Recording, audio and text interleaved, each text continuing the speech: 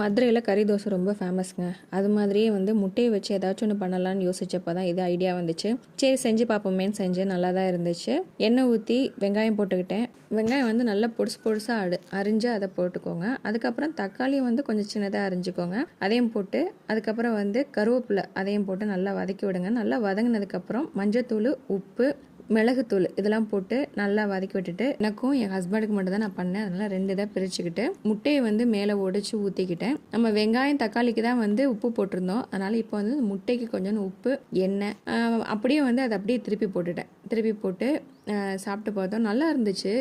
இது வந்து கண்டிப்பாக வந்து ரசம் சாதம், சாம்பாருக்கெலாம் வந்து ரொம்ப அட்டகாசமாக இருக்கும். வீட்டில் கண்டிப்பாக ட்ரை பண்ணி பாருங்கள். ட்ரை பண்ணி பார்த்துட்டு எப்படி இருக்குன்னு கமெண்ட் பண்ணுங்கள். இதுக்கு பேர் என்ன வைக்கலான்னு யோசிக்கிறப்ப சரி மசாலா முட்டைன்னு வச்சுருவோம் அப்படின்ட்டு மசாலா முட்டைன்னு வச்சாச்சு.